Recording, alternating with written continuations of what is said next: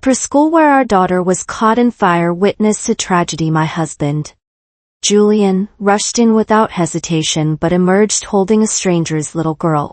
"Julian, did you get the wrong child? This is not your daughter?" But my husband just held the little girl tightly, his eyes red with tears. In a flash, the face of my husband's first love crossed my mind later. Our daughter was finally rescued by the firefighters. Her body was already charred and she had stopped breathing. Chapter 1. The hall was filled with the sound of sobbing. In the center was a photo of my daughter. It's such a pity. The child was only 5 and now. Stop talking. I knew that everyone at this moment wanted to scrutinize my expression to see how a mother like me was dealing with the devastating blow of losing her daughter. I heard the child was burned beyond recognition. How painful it must have been when she died. Every word felt like a sharp knife stabbing into my chest. I thought I had no more tears left, but hearing these words, my eyes blurred completely and I struggled to stand upright. As for Julian, he knelt beside me staring at our daughter's photo, his face devoid of expression, even more indifferent than the outsiders. I overheard someone whispering behind me, "Julian never liked Maya. Now that the child is gone, I think this high-profile marriage is over." Yeah, Maya brought this on herself. She insisted on pursuing Julian to London and then threatened him with the company. How can a forced marriage be happy? Julian and Clara were meant to be together. Now that the only child is gone, Julian will definitely divorce her. But the child was so young. You don't understand. For these powerful family marriages, the child is just a bridge to maintain the relationship. Now that the child is gone, Julian will definitely go back to his true love. Tears fell as I forced a smile. Yes, back in college, Julian and Clara were in the spotlight. Although Clara's family was not wealthy, she was excellent in her studies and sweet in appearance, making her relationship with Julian sensational later. Julian was arranged by his family to go abroad and Clara was warned by the Vance family to stay in the country. I pursued Julian overseas and forced him into marriage with the promise of a family alliance. Everyone knew Julian loathed our marriage to the extreme after our wedding. Except for our wedding night, Julian was rarely around. I had to get information about him from Clara at first. I was indignant and confronted Clara. But it was Julian who opened the door, looking down at me with an emotional face. "The marriage is done and the Blackwood and Sterling families are benefiting the most. What more do you want? Can you leave Clara alone?" After that, I never went back. In this unbalanced and dysfunctional family, our daughter became an insecure child. She was young, but she could instantly sense who genuinely loved her, despite her longing for fatherly love. She never dared to approach Julian, always watching him with cautious and fearful eyes, but Clara's daughter easily received the fatherly affection from Julian. Julian's love for Clara became clear to me when I saw him rush out of the fire carrying her daughter. After so many years, Julian hadn't changed at all. He loved Clara from the beginning to the end, even if it meant losing his own flesh and blood. I suddenly felt exhausted, unable to utter a single word of reproach. It was as if a small knife repeatedly cut open my heart, the pain spreading through my nerves to my entire body, my fingers trembling, my eyes filled with tears looking at my daughter's photo. Her small, soft image seemed to reappear before my eyes. My breath caught, my vision went black, and I collapsed to the ground. In a blur, I saw Julian's indifferent gaze turn towards me. Chapter 2. When I woke up again, I was surrounded by people. Everyone looked at me with concern. But in truth, there were many faces I didn't even recognize. Most of them were supporters from the Vance and Thorne families in the past. I would have found such superficial concern laughable and disdainful. But seeing Julian's emotionals eyes, I even thought that sometimes it's nice when people at least pretend to care. I propped myself up and smiled. "I'm fine, no need to worry." Julian's father and my parents were sitting together, their eyes filled with overflowing anxiety and sorrow later. Only Julian and I were left in the room. Julian, have you ever felt any regret or guilt thinking that if you had held our daughter instead? Julian looked up and tugged at his tie. Clara's daughter was closer to me in that situation. I had to choose the safest option. I smiled. Is that so? Looks like you didn't have any selfish motives. I must have misunderstood you. Sensing the implication in my words, Julian's expression turned ugly. Maya, the most important thing for you now is to make proper arrangements for Lily's funeral, not to dwell on these useless, unfounded thoughts. I glanced at it. It was a photo of a girl smiling brightly. Clara had sent it. The girl in the picture was Clara's daughter, and in the photo holding the girl with a radiant smile was Julian. Pain and suffocation entwined me like vines.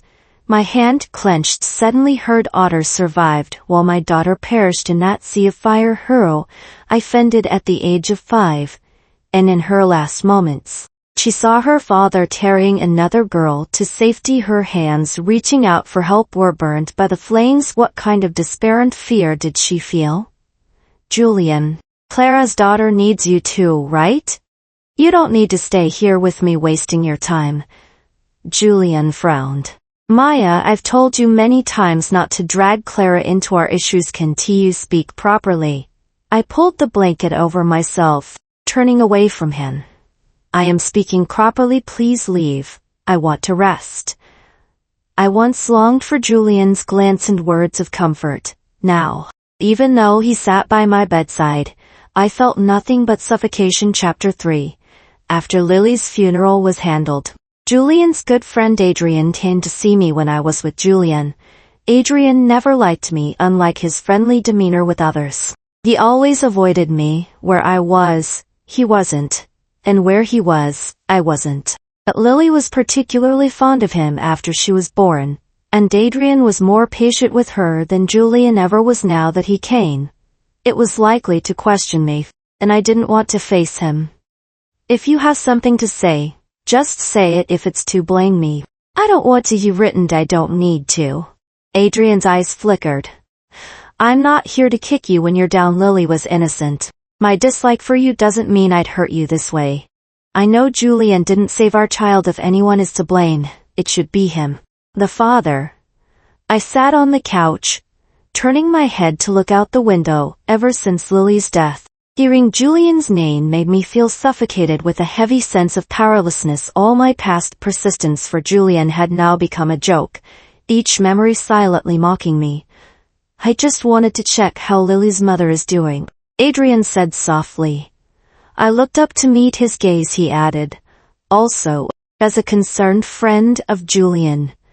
I let out a laugh. Since that day, I hadn't seen Julian again, and now it was his friend expressing concern on his behalf. No need Ray getting divorced. What? As the point of holding on to such a marriage? I once thought that having a child would make Julian focus on her family. My daughter never felt the fatherly love others had. Now Lily is gone. The pain of losing her made me fully realize how absurd this marriage was.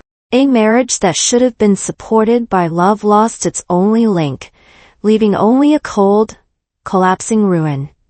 Adrian's expression froze for a moment. Just then the door opened. Julian's usually cold face showed a rare emotional shift. You want a divorce? He frowned. Who allowed you to make such a decision? Adrian and Julian exchanged glances. Julian's frown deepened, but he said nothing more and looked directly at me. If you get divorced, what happens to the alliance between the Blackwood and Thorne families? Isn't that what you wanted? Now you're saying you don't want it anymore? Interests? I never cared about those. Julian then answered his phone, speaking softly. Hold on, I need to get a document. You take Bella around and I'll pick you up later. While he spoke, his indifferent gaze remained on me. Clara's daughter is named Bella. I forced a smile. Julian took the document and left, saying, Stop saying things you haven't thought through. not bought through. Lily's death brought me a clear realization. Julian, all these years I was wrong, completely wrong. From now on, I won't cling to this anymore. Chapter 4. When Adrian left, he handed me a business card. I suggest you go see a doctor. Your current state is very concerning. Don't ignore mental health issues. This is a friend of mine, a reputable doctor. If you need, just give him a call. If it's inconvenient, you can call me too. I just want to look out for you for Lily's sake. Don't overthink it. I nodded and accepted the card. I majored in biology and minored in psychology in college, so how could I not recognize my own issues? I understand. Thank you. I couldn't save myself. Even attempting to save myself was excruciatingly painful. Since being with Julian, my depression and anxiety had worsened. A woman who places all her focus on her family derives most of her joy and pain from it. To the joy my daughter brought balanced me, allowing me to ignore the feelings of neglect and criticism. She often jumped into my arms, pleading, "Mommy, I don't want to go to school." Or she would hug me with her little arms, smiling, "Mommy, I missed you so much." But now that my daughter is gone, all I have left is a heart covered in dust, devoid of any hope. Chapter 5. After that, my best friend often stayed by my side. "Oh, come on. Stop looking at your phone and chat with me, will you?" My best friend Chloe hugged my arm and snatched my phone, hiding it behind her. I smiled softly. I just wanted to look at Lily's photos. Chloe's smile froze for a moment. She lowered her eyes and then hugged me tightly. "Maya, Lily wouldn't want to see you like this. Life will get better. Don't make her sad." After seeing Chloe off, I picked up my phone again. I knew there was probably some news I shouldn't see. It would likely be about the so-called scandals of the wealthy, exposing the death of an heiress accompanied by comments from netizens piling on. As I scrolled through my daughter's photos, a headline from an entertainment news alert caught my eye. "Heiress's husband reunites with first love." The accompanying picture showed two figures walking side by side. Very close, Clara's hand was clutching Julian's sleeve, her head tilted up looking at him. I had expected that Julian would go back to Clara after our child was gone, but I didn't expect it to be so soon. While the media was extensively reporting my daughter's death, he could still reunite and fall in love with someone else. The bracelet on Clara's wrist gleamed warmly in the sunlight. I had seen it in Julian's study before. It was in a blue velvet gift box prominently displayed on the desk. I had picked it up with a smile, only to be scolded by Julian, who said, "Don't touch my things." "Maya, how many times do I have to tell you why I married you? Don't you have anything else to do?" I closed the box and left the study without a word. So it was for Clara. I remembered when I first fell for Julian in college. I always liked to show my sincerity with money, almost obsessively pursuing Julian, high profile and flamboyant, always following him around. Back then, no one knew I was the heiress of the Thorne family. Everyone just saw me as another wealthy suitor of Julian. I often tugged on his sleeve. "Julian, do you have plans for lunch? Let's eat together. If I treat to your friends, want to join?" I smiled at him. Julian would knock on my head. "Are you rich or something, treating everyone like this?" I'd curl my lips. "If I run out of money, can you cover me?" At that time, I thought Julian genuinely liked me, so I let my feelings grow wildly. Disregarding any rumors about Clara, I arrogantly didn't see any girl around him as a threat. Later, Julian's attitude toward me became more impatient and cold. "Maya, you should spend more time on yourself. After all, you'll have to take over your family's company someday, right?" When a reporter exposed my identity, it caused quite a stir at school. I never thought Julian would use it as an excuse to avoid me. I smiled stiffly. "Take over what? Are you angry?" "I should have told you, but I was afraid it would create a distance between us." He coldly interrupted. I don't care about that. What I mean is don't follow me around anymore. As I was about to follow him, Clara linked her arm through his. Claire unnaturally clung to Julian with her academic excellence, looks, and gentle demeanor. They truly matched. See? I told you Clara is the one. Maya is too strong-willed for Julian.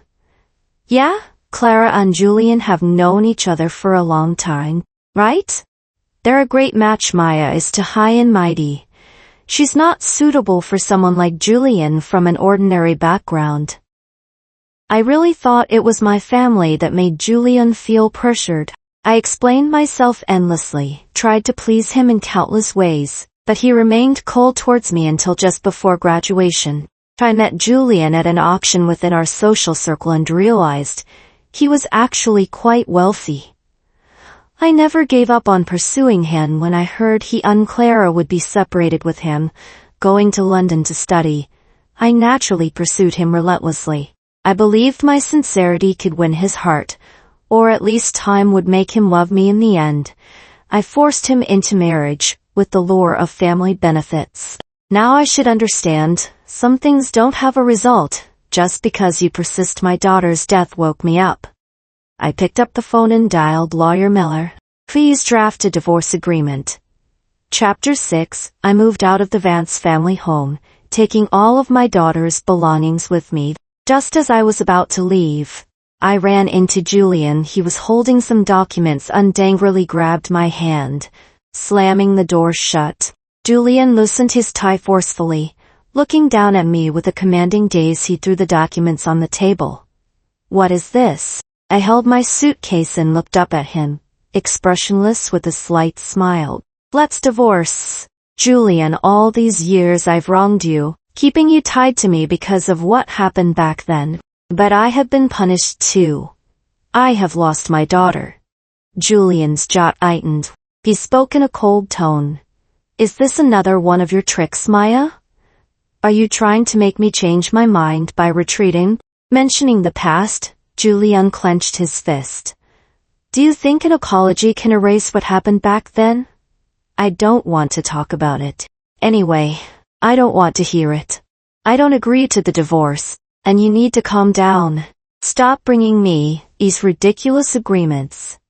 Tears started falling from my eyes in large drops. Even I was surprised, not knowing where these emotions were coming from. I suppressed the suffocating feeling in my chest, speaking slowly. I've stubbornly clung to you all this time, Julian. I've realized my mistake. I'm letting you go. You can be with Clara. I will take the blame upon myself so no one will stand in your way. Is that okay? Julian stared at me for a long time. After a prolonged silence, he seemed to smile. Maya, I'll ask you one last time. Do you really want a divorce? I nodded without hesitation. Fine, divorce it is. I gave you a chance, Maya. If you ever come back to me, I'll only look down on you. With sharp strokes, he signed the divorce papers and walked away. Chapter 7. Clara came to see me. She brought her daughter and carried a fruit basket. Maya, long time no see. Indeed, it had been a long time since I went to London with Julian. I hadn't seen Clara back then. When I heard people say that Julian liked Clara, I had gone to confront her. Clara, are you dating Julian? Clara smiled at me. I'm not comfortable answering that. Sorry, I smiled. Then I'll assume there's nothing between you two. Clara's expression stiffened. She forced a smile. Miss Thorne can think that way, but others might not. Besides, you've been pursuing Julian for so long. If there was a chance for you two, wouldn't it have happened by now? If he really liked you, why would he let the rumors about us persist? I pretended not to catch Clara's insinuation. It doesn't matter as long as you're not together. I still have a chance. Looking back, I remembered my arrogance and confidence back. Then now it felt like a joke. Claire, seemed to have shed her previously thin and frail appearance. Now she looked radiant and well-nourished, like a well-tended indoor flower. All these years, even after marrying me, Julian hadn't stopped caring for her. I had been thoroughly wrong. Maya. I mean no harm. I came to advise you. I looked at her daughter's innocent face and felt a sharp pain. If my Lily were alive, she would be just as sweet and lovely. Just say what you want to say, Clara. Clara tucked her hair behind her ear. I know losing your child is painful, but Julian is suffering too. You kept him by your side for so many years, it's time to let him go. She stroked her daughter's head, almost as if provoking me. Don't you get it? The one who survived is my daughter, who has no blood relation to him.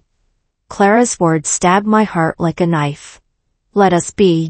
Maya, he never loved you, and now you've lost your only bargaining chip. Why humiliate yourself? I coldly replied. My child was never a bargaining chip. If you keep mentioning my daughter, I won't mind throwing you out. Clara's face changed color. Also, if you and Julian are so in love, why did you come here to ask me to leave? Clara clenched her fists, her face paling. But I won't delve into that. Julian and I will divorce, so on the papers are signed. You don't need to come to see me again. A smile finally appeared on her face watching Clara's departing figure. I let out a heavy sigh. I used to look down on her, but now I felt like a clown in front of her. After all these years of fighting for Julian's love, I had to lose my daughter to realize how foolish it was to hold on to an impossible love. Chapter 8. After signing the divorce agreement with Julian, I immediately went abroad. I decided to settle down overseas. Coming with me was Adrian. I leaned against the railing, smoking heavily. The swirling smoke and the pain of coughing helped me forget my anguish. Why do you insist on following me? If you hate me, just say it directly. I don't have the strength to deal with you. Just leave me alone. Adrian looked at me quietly. He didn't speak for a long time. Finally, he seemed to murmur, You know you're not okay, right? Why don't you see a doctor? Why did you leave your uncle and aunt and come here alone? What are you trying to do? I smiled slightly. What are you afraid? I'll commit suicide. Adrian's eyes filled with complex emotions, as if my words had touched a nerve. Isn't that the case, Maya? Are you going to cling to this for the rest of your life? Is not having Julian's love going to destroy you? Have you forgotten how confident, unspirited you used to be? Are you going to spend your whole life stuck on the love of one man, on a family that's long been broken? Family, but in that family, where is my daughter?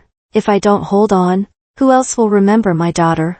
I looked down and tiredly smoked. Adrian, do you like me? He stiffened, his jaw tight. Before he could answer, I said, When did you start liking me? In college or after the marriage? You think that now that I've been abandoned, laughed at by everyone in the circle, and lost my child, you can easily be the savior and be with me? That thought just makes me feel sick.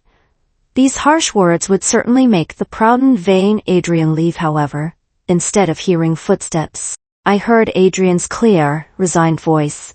I do like you, but I didn't know you were unhappy in your marriage. It was Lily. She said she hoped I could be heard add that she rarely saw Julian at home, that saw him picking up other kids at the preschool.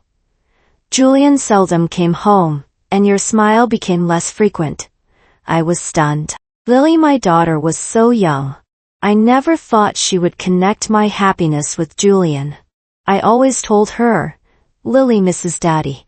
Daddy will be back in a few days. Daddy is just on a business trip. How could he not like Lily? Daddy will take us to the amusement park and we'll invite Lily's friends, okay? My daughter would always hug my waist, leaning on me with utter dependence, softly saying, okay. Was such a young child comforting me? I covered my mouth with a trembling hand, tears instantly blurring my vision. Lily. I collapsed to the ground, the pain I had briefly forgotten overwhelming me. The river water sparkled before me, but my mind was filled with my daughter's delicate face. The breeze and air seemed to turn into tiny knives, intensifying my agony. I broke down sobbing uncontrollably, pounding my chest in despair. My daughter. My Lily? Mommy is so sorry. Adrian held me in his arms, grasping my hands. Hit me, Maya. Don't cry. Don't cry. Chapter 9. After returning home, while rummaging through my daughter's things, I accidentally found a letter I had written to Julian back then when I was pursuing him. I tried every method and approach. I never did anything outrageous. I was always sincere and genuine. The letter had many pages filled with my feelings for him, but later the letter was returned to me untouched. It was Clara who handed it to me. Sorry, Maya. Julian asked me to handle some trash for him, and when I saw your name on it, I thought I'd bring it to you.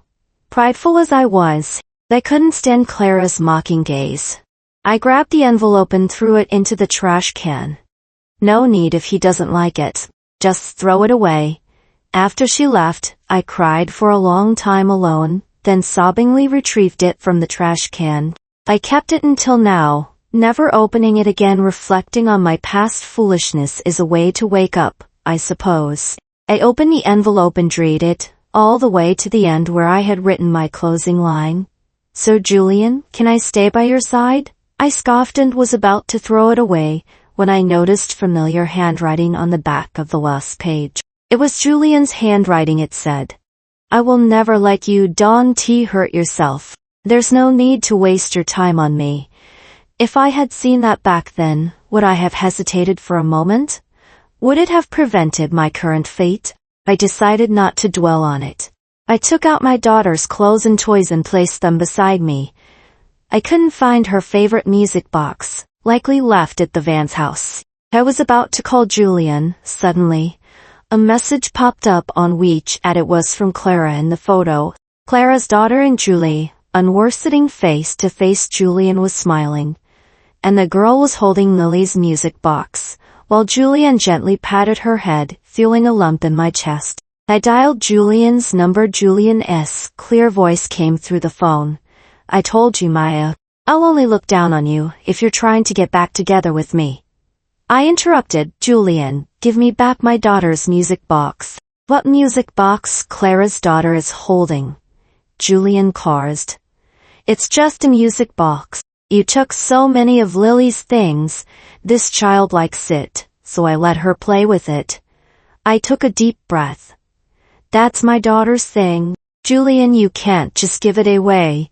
You don't have the right. If you want it, come get it yourself. Chapter 10. I bought a ticket to return to the country the next day. Adrian insisted on coming with me. I felt irritated. Adrian, do you like me? I asked maliciously. When did you start liking me? In college or after the marriage? Do you think that now, having been abandoned, laughed at by everyone in our circle, and having lost my child, you can easily be the savior? Seeing Adrian's increasingly strange expression, I froze. My mind was in turmoil. Images were playing before my eyes. These words, I seemed to have said them exactly the same way before. Adrian grabbed my arm, his eyes overflowing with concern. Maya. My fingertips trembled uncontrollably, but I couldn't remember when it had happened. I desperately tried to recall, but the fragments vanished, leaving a blank space. Airs slid down my cheeks and Adrian held me tightly in his arms. We're going to the hospital. We're going now. Chapter 11. Dissociative amnesia and severe depression.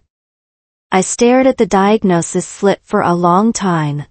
I tried to curl my lips into a mocking smile, but it felt as if I had no strength left. Adrian held my hand tightly, more anxious than I was. We'll get treatment. Okay, let's do it for Lily. A flicker of light appeared in my eyes as I recalled the times Adrian came to take Lily out to play. Uncle, can we ask Mommy to come with us? I want the three of us to go out and play. Adrian would usually glance at me without any emotion and then gently pinch Lily's cheek. Your mommy doesn't really want to go out. Uncle will take you, and we'll have even more fun, okay? Back then, I never delved into Adrian's gaze. Now that I think about it, it seemed the same as before. His eyes always carried a hint of probing nervousness and gentleness. I nodded. Okay. Chapter 12. Dissociative amnesia was worse than I thought. That day it was raining. Adrian and I were out for a walk. The light drizzle turned into a downpour and we took shelter under a pavilion in a daze. I suddenly remembered something and grabbed Adrian's hand. It's all your fault. You insisted on taking me out and I forgot to pick up Lily. Adrian's expression froze, his eyes trembling for a moment. Maya, where are you going to pick up Lily? I frowned and shook him off. What do you mean where? I brought Lily to Germany to play and left her with the Smiths Dawn tea, you remember? Adrian tightly gripped my hand, his face contorted with pain. You're sick. Lily is gone. What are you talking about? Adrian, you're the one who's sick. Acre sped by. A black-haired girl came into my view. Her eyes darted around in panic. She held a beautiful doll in her arms. Standing in the middle of the road, paralyzed with fear, the car drew closer and closer. The girl's face overlapped with the image of Lily in my mind. My heart tightened and I rushed toward the girl. Lily, the car brushed past my arm, leaving a bloody wound on my elbow. The girl screamed and cried, and I finally saw her face. Clearly she had an Asian face, but she wasn't Lily. The girl was quickly taken away by her parents. Adrian knelt beside me, his suit soaked through, his hair dripping wet. He held me tightly in his arms. His voice seemed to break. Maya? Mia. Leaning against Adrian, I felt exhausted placing my hand on his arm. I said, I remember now. Lily is gone. Chapter 13. When I woke up again, I was lying in a hospital bed. I frowned and rubbed my forehead. I felt sore all over. The room was empty, but I could hear arguing outside the door. I threw back the covers, stood up, and walked closer. A familiar voice reached me. Adrian, what do you mean? Do I need your permission to see Maya? You're divorced now. You have no relationship with her anymore. Ben still her ex-husband, someone who lived with her for many years. The man's voice was low and angry. Step aside. I don't want to argue about your relationship. I just need to know why she's in the hospital and how she's doing. Julian, you're marrying Clara, right? Do you think she wants to see you now? My affairs with anyone are none of your business, Adrian. If you insist on blocking me, I need to ask, how long have you been coveting Maya? There was a loud bang. Someone probably got hit. I gently pushed the door open and saw the two men grappling with each other. They both froze, turning to look at me simultaneously, then awkwardly let go of each other and straightened their clothes. I noticed a bruise on Adrian's lip and reached for his sleeve, frowning. Did you get hit? Adrian pressed his lips together and nodded. The man opposite, called Julian, was staring at me intently. I looked at him curiously and then asked Adrian, who's this? Julian froze completely, his emotions suddenly surging. He grabbed my hand, almost laughing angrily. Maya, are you playing a game with Adrian to mess with me? I yanked my hand away, pressing my lips together without speaking, just feeling annoyed. Julian glared at me, his anger almost palpable. Say something. Adrian stepped in front of me protectively, speaking calmly. Do you know why she's in the hospital? Julian stiffened abruptly. Dissociative amnesia. She forgets traumatic events. Julian. She's forgotten you but remembers me. Julian's pupils constricted and he looked at me, his eyes fixed.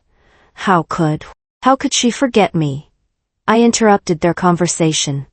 Adrian, accompany me inside. My back hurts a bit, probably from yesterday's impact. Adrian nodded. Julian grabbed my arm. Maya, I'm not marrying Clara, and I didn't throw away the things you left at home. I can help you with your treatment anyway. I have less work recently. I kept our daughter's music box, waiting for you to come back. Without looking back, I entered the room. Sorry, I don't remember you now. Let's talk about this when I do. I knew the man behind me hadn't left. I felt his gaze on me like a thorn in my back. Long and unrelenting. Chapter 14. I still remember. I looked up at Adrian. Those words I said to Julian were just a pretense. I didn't want to get entangled with him anymore. Adrian gently ruffled my hair. I know. I was stunned for a moment, then recalled Julian's expression earlier. After knowing about my illness, he seemed quite anxious when we first got married. I would look forward to him coming home every day, but he was always spending time with Clara. I often pretended to be sick to trick him into coming back. All I got was, "Mia, just hold on. If you die at home, I'll just have someone carry your body out later." Even if I was really sick, I wouldn't get a single concerned look from him. Only Lily would grasp my hand with her little fingers, pressing her soft cheek against mine, gently calling me, "Mommy." Tears streamed down as I thought of Lily. All I felt was endless heartache and pain. What mother can live peacefully in the world after losing her daughter? I can't, and I don't know how to. Chapter 15. My amnesia and depression have somewhat improved, and I often dream about the day my daughter left. She cried for help in the fire, desperately calling for her father, only to watch her body burn and melt in the flames, while her father carried someone else's daughter to safety. Lily used to love watching cartoons. The educational stories in them always made her ask many questions. She once asked me, "Mommy, if I get sick, will you protect me?" Our Lily won't get sick. But if you do, Mommy will definitely protect and take care of you. What about Daddy? Daddy will surely protect you too, no matter when. In the end, the scenes in my dreams would change, transforming into Lily laughing and jumping into my arms, but as soon as I reached out, she would suddenly disappear. I would wake up with a start, gasping for breath, tears streaming down my face. "Lily, will you blame Mommy? It's Mommy's fault." "I'm sorry, my dear." Chapter 16. Clara called me over a dozen times.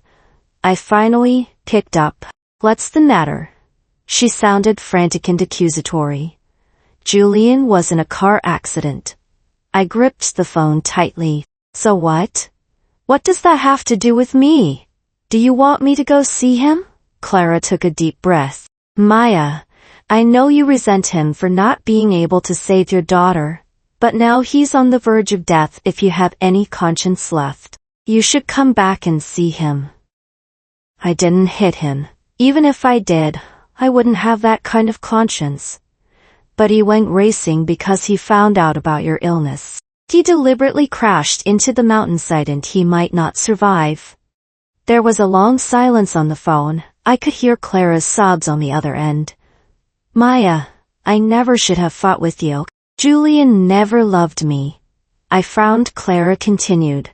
"Do you know why I could take advantage of the situation in college? You know why, no matter how much you tried, you could never win Julian's love? Have you ever thought about your identity, Maya? Your mother once held the position of the company president. Did you know that? And the person who competed for the same position and died the same year was Julian's mother, Deborah." I tightened my grip on the phone. "What do you mean? Are you saying my mother caused Julian's mother's death because of the job?" Clara's voice was low. "In any case, that's the reason Julian stayed by your side, but always pushed you away. So this was why Julian always thought I prioritized personal gain and would stop at nothing. He even believed our daughter was a tool I used to keep him." I suddenly found everything absurd. "He's on the brink of death now. I hope you can come and see him. He's a victim too. He lost his mother when he was 14. Maya, you..." I abruptly interrupted Clara. "I never stopped Julian from revealing those secrets. Besides, I don't believe my mother would do something like that between Julian and me. It ended when my daughter left. If he ever loved me, then all of this was his own choice. No one forced him." Chapter 17. Later, Adrian brought me the music box. He also brought a letter from Julian. In the letter he seemed like a different person. It was long, very long, as if he was afraid he would never have another chance to speak. I'm sorry, Maya, the day of my car accident. Dad cried, he said. I kept mentioning your name after hesitating for a long time. He finally told me the truth about my mother's death. They were arguing, my mother wasn't paying attention and she crashed the car, dying in the accident. I'm sorry, Dolly. I'm sorry. I could never come to terms with my mother's death and I projected all those complicated emotions onto you. I love you from the moment you approached me. From that moment on, my eyes were always on you, but I could never accept that I had fallen in love with you, so I kept tormenting you and myself the day Lily left. I know this sounds like an excuse. I didn't see our daughter then. Clara's daughter was closer and I saved her child. The reason I was always close to Clara was because my mother was once helped by her parents. Maya, when I saw you sick and forgetting about me, an unprecedented fear and panic surrounded me. I couldn't accept you forgetting me. I'm sorry. I know that saying more is futile. This car accident is my way of atoning. I've lost my legs and will never be able to stand again. Would you turn back once more out of pity for me? I folded the letter and placed it in Adrian's hand. Throw the letter away, no need to reply. Between Julian and me, maybe there was love. But now I don't want to dwell on those feelings anymore. My obsession is long in the past. Julian's remorse and atonement have nothing to do with me anymore. I just want to live well for my Lily, to live well. Chapter 18. I saw Julian again, 3 years later. By then, my dissociative amnesia and depression had mostly healed. I was walking with Adrian in Cologne Square. Adrian was pushing a wheelchair when our eyes met. Julian froze, staring at me without blinking. I held onto Adrian's arm, looking down at Julian without any emotion. Julian's hands were on his knees, gripping them tightly, his gaze a mix of evasion and insecurity. Yet he still spoke. Long time, no see. I nodded. Long time no see. How have you been? Pretty well. Julian's eyes flickered, filled with guilt and regret. Back then, that letter. Let's not talk about the past. Between us, it ended a long time ago. Tears fell from Julian's eyes and I looked away without any emotion. Pigeons surrounded the fountain nearby. In that instant, white doves took flight toward the bright blue sky, toward the sunset. Their fluttering tails reminded me of what my daughter once said. Mommy, I want to be like a white dove too, flying high and far. So amazing. Mommy, you be the dove. Mommy, let's fly far away together. Lily, Mommy is listening to you, flying toward freedom, toward the distance, higher and farther. In a certain moment, in an instant, at every choice I make, Lily seems to be by my side, always in another way by my side.